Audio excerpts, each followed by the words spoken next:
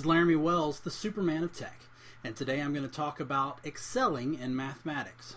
Currently, I am teaching Accelerated Algebra 1 Geometry A in the state of Georgia. This gifted course only differs from a regular course because it moves at a faster pace. Same material, same assessments, same information as the non-gifted course, but it's Algebra 1 in a fraction of the time. So the first question is, what does it take for a student to excel in this course? The first piece you need to maintain is a good grade. I would say anything over an 80.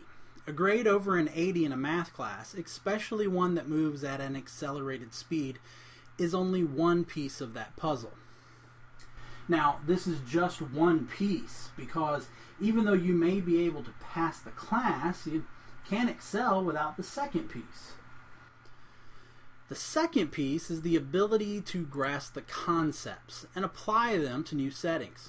Taking a mathematical scenario and being able to break it down into its mathematical concepts is a terrific skill that anyone who excels in math would have. Now, sure, you can pass math with that one too, but you can't excel without both of them. Now, the state of Georgia will look at the end of course test. This test will feature questions that are straightforward multiple choice style and also questions that have students apply knowledge to a situation or scenario. Students who score a 92 or higher on the Algebra 1 EOC is considered a distinguished learner, and students scoring between an 80 and a 91 are proficient. These are all students that excel. So to achieve this level at the end of the course, what skills must you have at the beginning of the course? First, you have to have that basic mental math. Every high school math student, gifted or not, should be able to perform basic mathematical operations. Students should not be using their calculator to find out what 6 times 4 is. Now, a gifted student should know about a dozen perfect squares. This goes along with the mental math skill, and it helps them move forward as they begin to work with rational functions in algebra. You also need an understanding of math terminology. This way you can better understand what is being said to you and what you're reading in your text, as well as to express yourself in your questioning and when you write your responses. Let's take a look at an example of a constructed response question you might face in algebra. As you can see, the first part of the question requires you to read a graph. This is a simple skill that many students can easily do. But as we move on, we see that the problem becomes more involved. The next part requires knowledge of equations and terms. The next question asks you to show mathematically how to interpret and solve a problem. And then the final question requires you to interpret your solution and justify your response. This is where the math terminology plays a very important part. Finally, you need calculator literacy. Stepping into higher levels of mathematics, you start dealing with math that you're not expected to do mentally, and some that you probably will never do mentally. Knowing how to use a calculator, especially a specific calculator, is detrimental to excelling in this course. And you can't rely on using your phone as a calculator.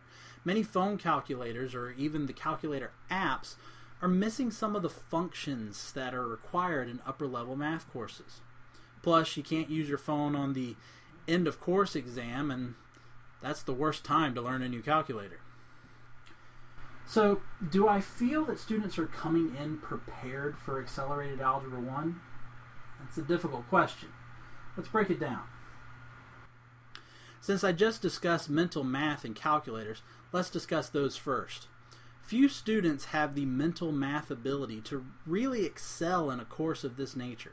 I see far too many students using their calculators to solve basic math problems like 6 times 4. And that's if they even have a calculator. Not only do students not have a calculator of their own, but don't know them well enough to identify buttons like the exponent or fraction buttons. These are buttons that they should be familiar with prior to this course. Are they prepared for the fast-paced nature of this class will move? No. However, those that display the traits for excelling that I mentioned earlier adapt very quickly to the acceleration. Are they prepared for this level of mathematics? that's a mixed bag.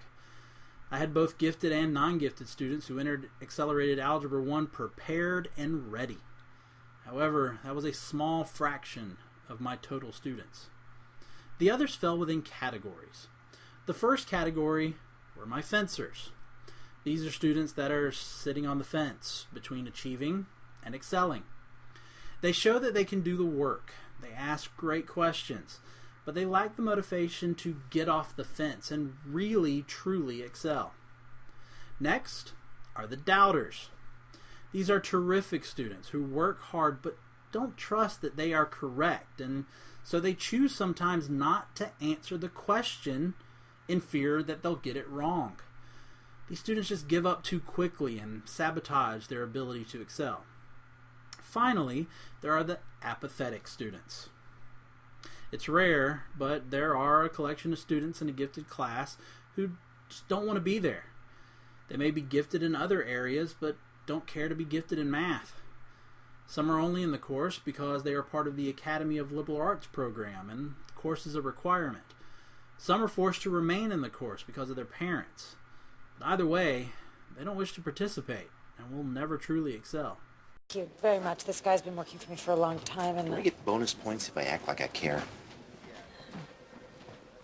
So ultimately, my answer to whether they are prepared for Accelerated Algebra 1 or not is no. But I'm not sure that is entirely the student's fault. Parent involvement and their previous experiences play a big part. Students who don't have support at home and may try to excel and be prepared, but that's a huge roadblock for them. Then, when you've never taken a gifted or accelerated course until you enter high school, the first one can be a little intimidating. The accelerated nature of this class is sometimes too much for students, and in my opinion, this course doesn't truly demonstrate any of the delivery methods stated in the Georgia Department of Education Resource Manual for Gifted Education. I do feel that there should be more discussion and observation on how gifted programs should be altered in order to best meet the needs of our gifted students, especially those who want to excel. So what's the solution? How can we better prepare these students? Well, it's a video for another day. This is Laramie Wells, the Superman of Tech.